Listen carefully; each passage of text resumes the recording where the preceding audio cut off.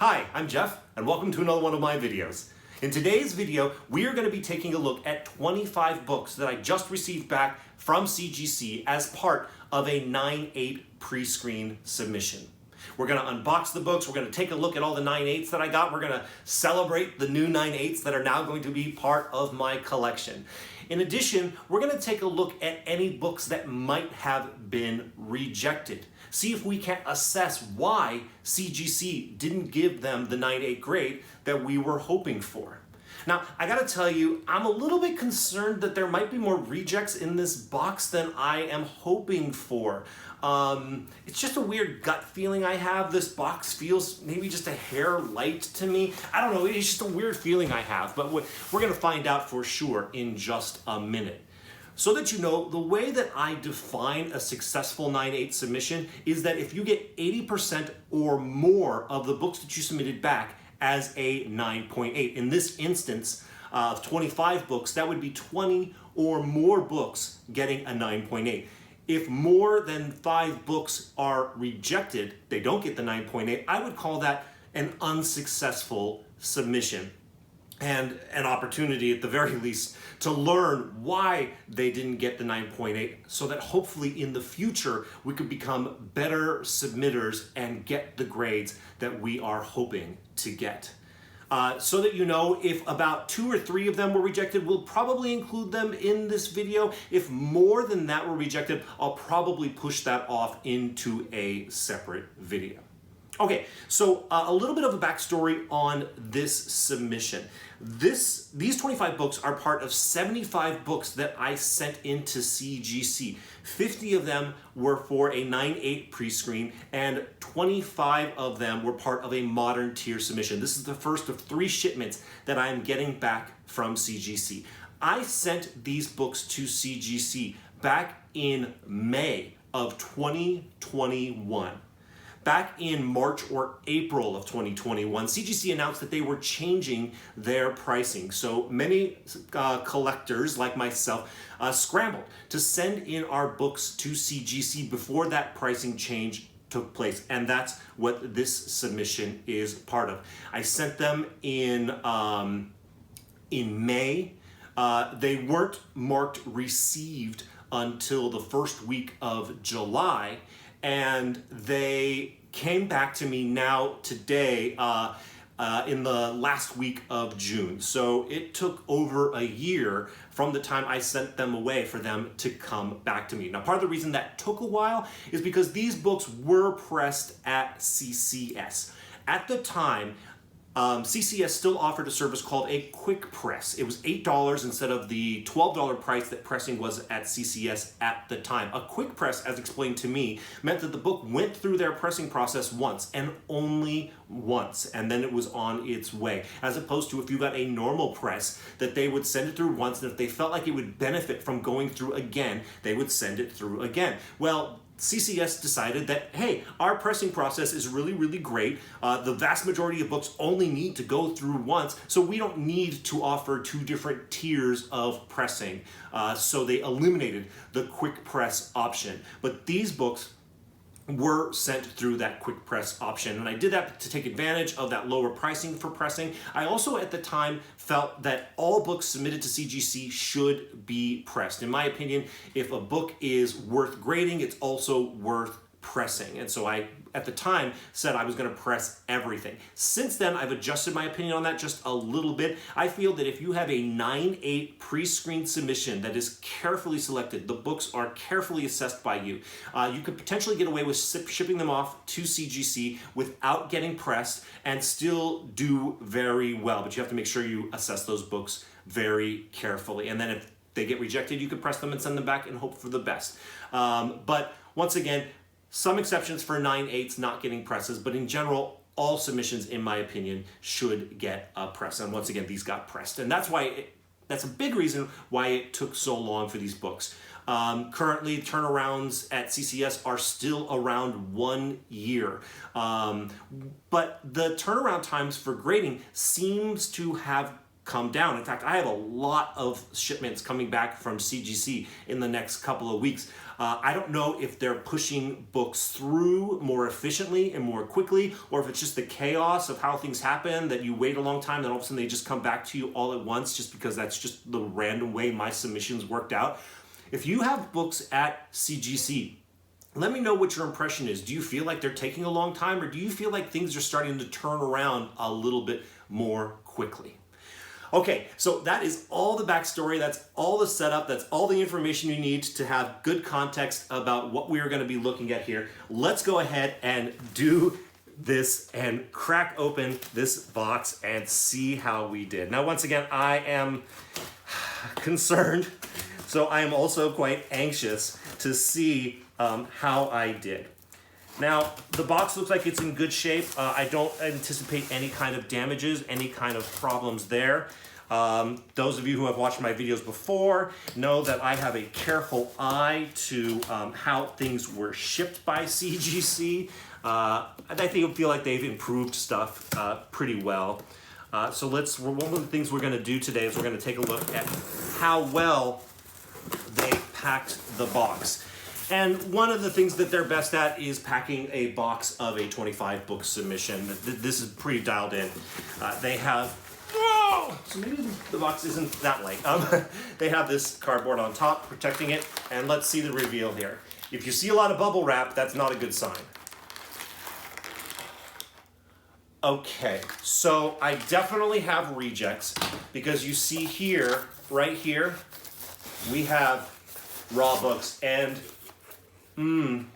it's not exactly heavy, but it's not exactly light either. We'll get it back to that in just a moment, but let's go ahead and dig in. There's just a little bit of bubble wrap in here, so that's not so bad. So we're gonna see how I did in just a moment. But first, let's go ahead and take a look at the books that I did get back in a 9.8. The first book I want to show you is Daredevil, issue number 25. This is the first appearance of Elektra as Daredevil.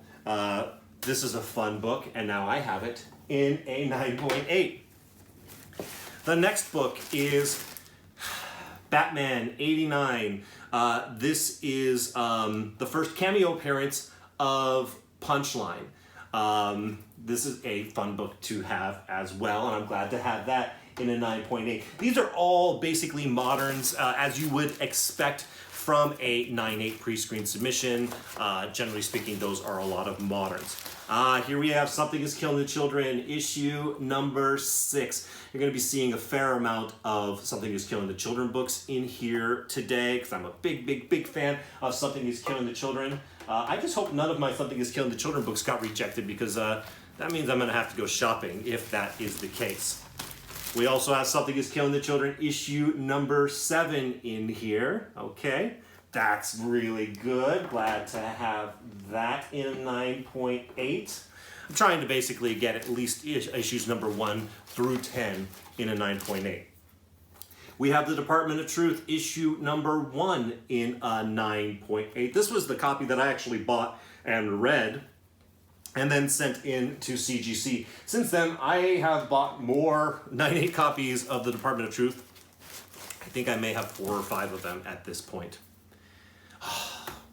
Okay, this is Dark Knight's Death Metal Legends of the Dark Knights, issue number 1. I'm really glad that this one came back in a 9.8, because I paid a decent amount of money for this when I bought it raw. I really think that the Robin King is a super cool character, and I actually think this cover is amazing. And the reason why I'm so happy that this came back in a 9.8 is because the value of this book has dropped significantly, and I basically needed it to come back in a 9.8 in order to even possibly consider recouping my costs on this book. So I'm really happy about that. It does have a bit of a Newton ring there in the center. That's a problem.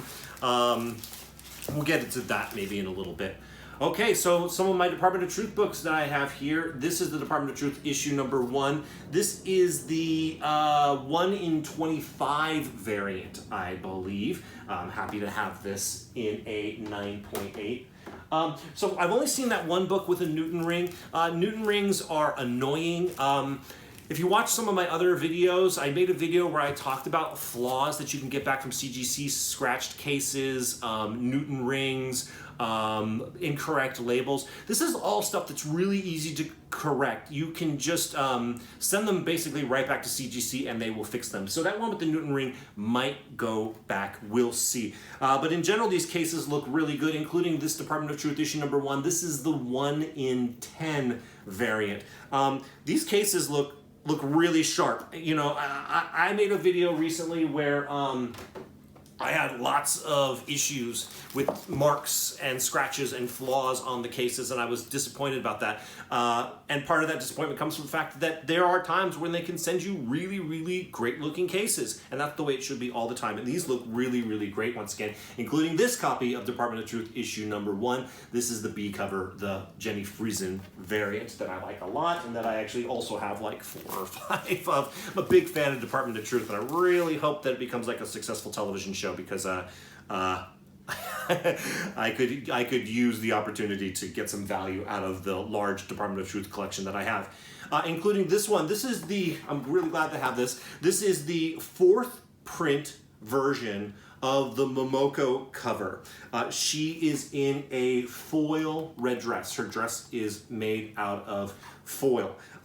This is a cool one to have. I have the issue number 1. This is a 4th print once again. I have the first print versions of this, the set of that. So this is a really nice addition to having the set. There's also a gold foil background version that should be in this collection that hopefully didn't get rejected, or else I'm going to be in big trouble because I won't have the whole complete Momoko set of that art. I also have this Department of Truth issue number 1 with art by Megan Hutchinson, Donnie Cates' wife. I like this cover a lot, and so do a lot of other people.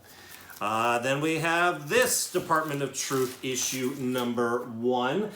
This is the 1 in 50 variant. I got a set of all of the ratio incentives of issue number 1. The 1 in 100 I have already sent off much earlier, and I got that double signed, so I already have that in my collection. This is a fun one. This is Department of Truth issue number 7. This is a store exclusive I got before the Department of Truth store exclusives like blew up and they made so many of them. It was just kind of ridiculous. This is just kind of a fun cover to have. I don't think that this has any value. If I had it to do over again, I probably wouldn't have submitted that book to CGC for grading, but so it goes. We also have this Department of Truth issue number 6. This is Scott's Collectibles foil edition. This is with art by Ben Oliver. This is probably hard to see but in the camera, but it's a beautiful foil cover of the star-faced man that is really creepy and looks really, really cool in this case. So that's a fun one just for me and for my collection. Oh, good, good, good. Yes, this is the one I was talking about. This is the Department of Truth.